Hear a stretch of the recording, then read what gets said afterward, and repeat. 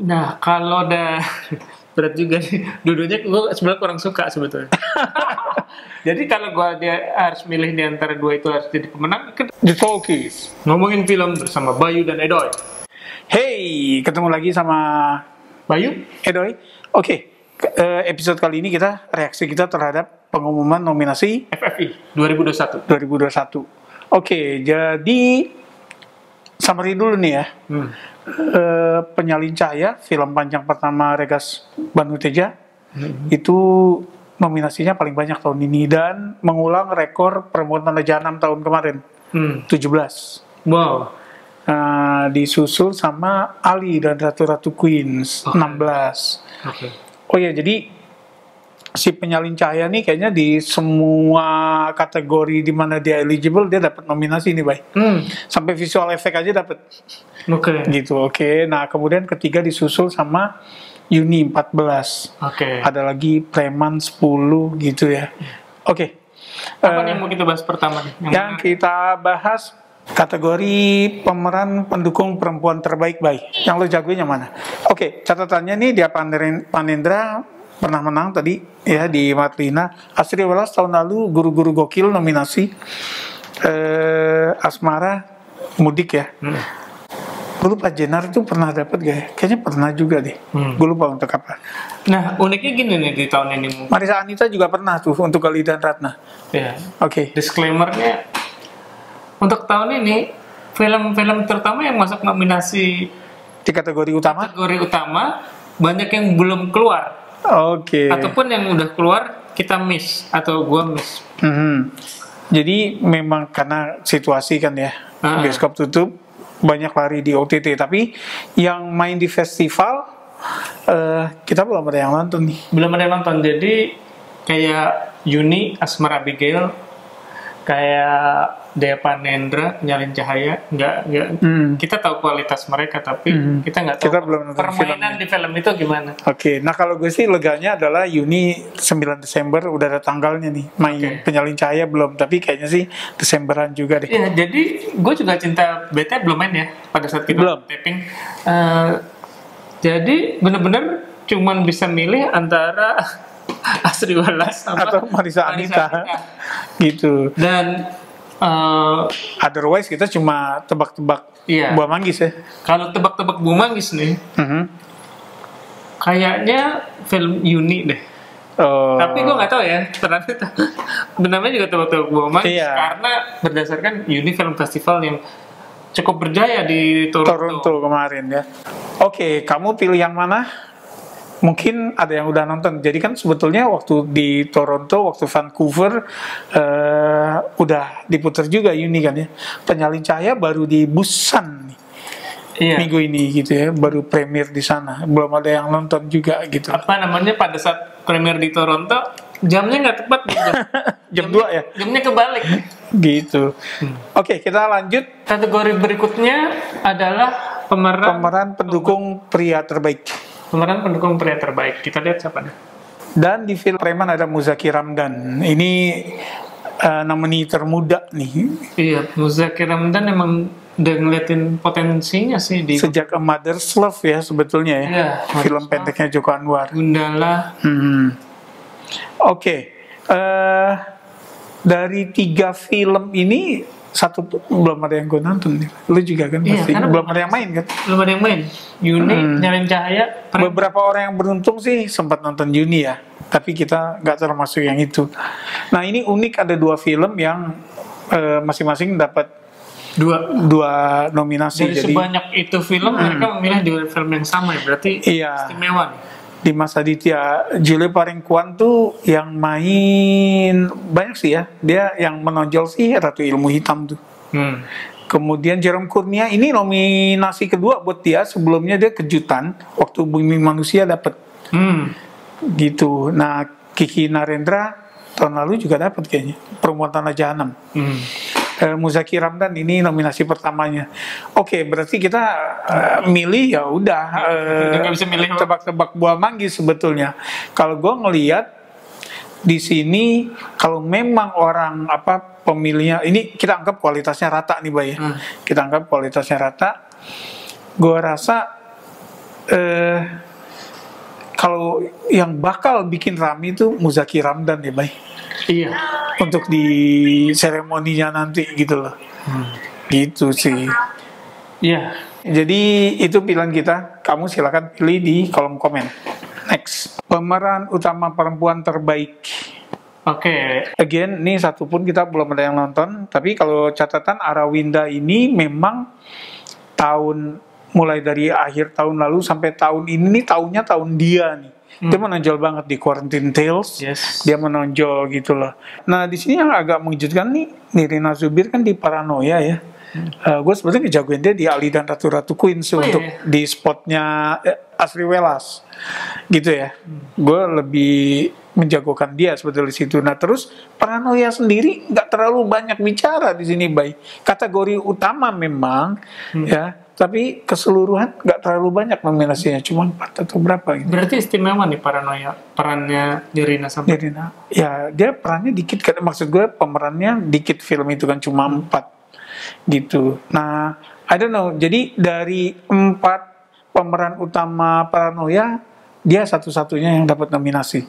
Tapi gue juga suka sama Shenina dan gue ngerasa memang bakatnya dia tuh banyak maksudnya dia belum dapat banyak kesempatan yang bisa nunjukin bakatnya, dan baru Penyalin Cahaya dia di mana jadi pemeran utama gitu, Bay. Iya, dan lagi kalau lihat trailernya juga keren banget gitu. Penyalin Cahaya karena memborong nominasi. Debutnya di International Festival. Kalau menurut gue antara Arawinda atau Shenina. Tapi beda-beda tipis. Ini masalah momentum bukan kualitas ya, karena kita belum nonton.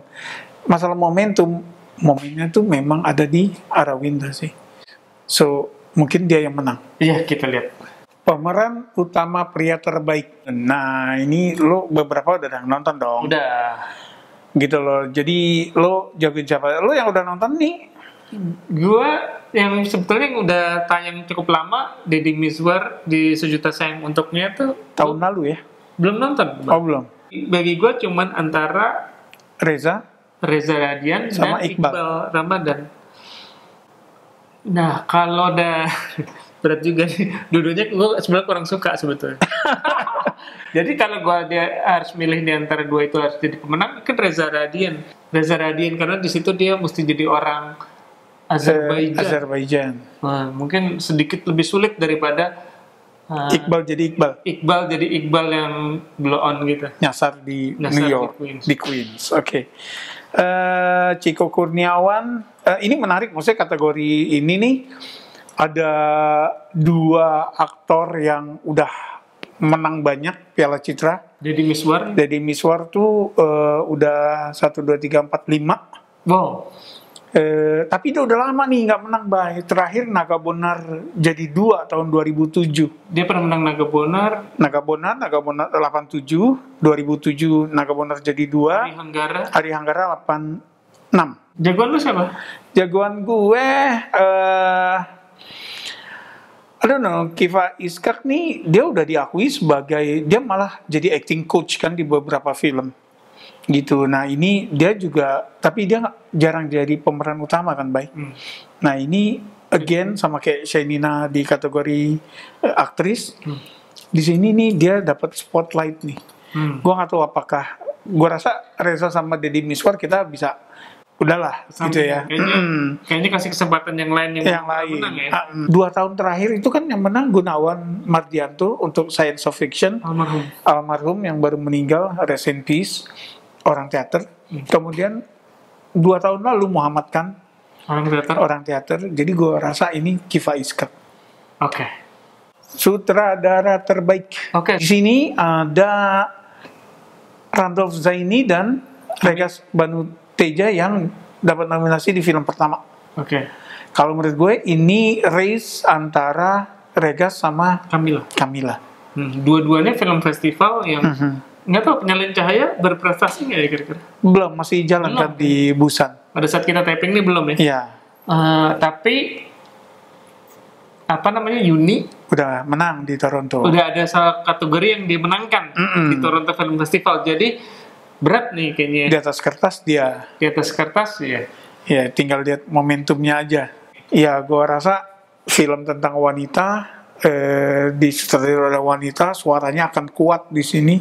Iya. Gue juga milih Camilla Andini. Apalagi aura Me Too masih, walaupun udah berkurang tapi masih nyampe. Masih ada lah ya. Masih ada. Gitu. Film terbaik ada 7 nomini. 7 nomini. Gue rasa kita bisa coret Bidadari Mencari Sayap. Oke. Kenapa tuh harus dicoret? Kayaknya nih film terlalu on the nose gitu ya untuk message-nya nih kalau menurut gue gitu. Tapi terpilih sebagai 7 ya? Ada no juri ya gitu loh. Kemudian Ali dan Ratu-Ratu Queens menurut gue sih memang layak untuk dapat nominasi. Tapi apakah momentumnya masih bertahan? I don't know. Yang lagi hangat-hangatnya kan Yuni dan Penyalin Cahaya. Iya, karena itu tadi kita udah ngomongin bahwa mereka adalah film yang debutnya di International Film Festival dan rame gitu. Dan kalau Yuni kan memang udah ada Desember, Penyalin Cahaya kemungkinan Desember juga. Jadi momennya pas gitu loh.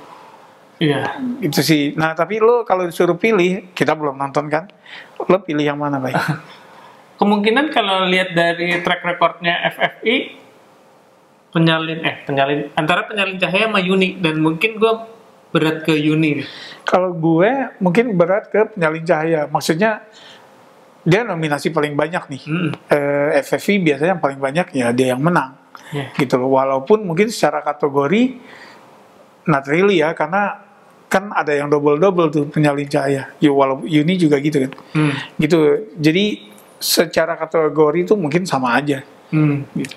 Oke, gue Penyalin Cahaya, lo Yuni. Mudah-mudahan kita bisa segera nonton ya.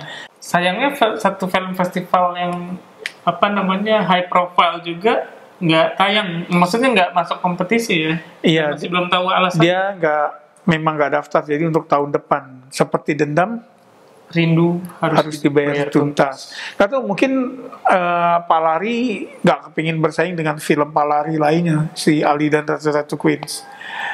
Gitu. Dan memang tahun ini kuat banget nih, Bay. Ini unik ya, maksudnya film Indonesia lagi dikit-dikitnya yang beredar di bioskop. Ya karena pandemi juga. Tapi secara kualitas menjanjikan gitu. Maksudnya dari sedikit yang beredar, ketika tampil di festival tingkat dunia, bicara. Oke, gitu aja. Tapi gue masih kecewa Lulu Tobing dan Yang Tak Tergantikan tuh sama sekali nggak lolos seleksi. Gue kecewa Sobat Ambyar nggak masuk di ronde berikutnya. Tapi dia dapat nominasi sih di skenario adaptasi. Gue kecewa juga Quarantine Tales zero nomination, gitu loh. Karena dari sisi teknisnya, at least ya, dari teknisnya tuh bagus kan. Sinematografi, art direction, tuh bagus. Actingnya juga. Mungkin jadi bingung aja nih, di apa nih? Ya, omnibus gitu. Iya, karena omnibus gitu kan. Gitu, oke. Makasih udah mampir. Silakan tulis komen. Tadi kamu, Bayu bilang. Sampai ketemu di episode berikutnya. Salam.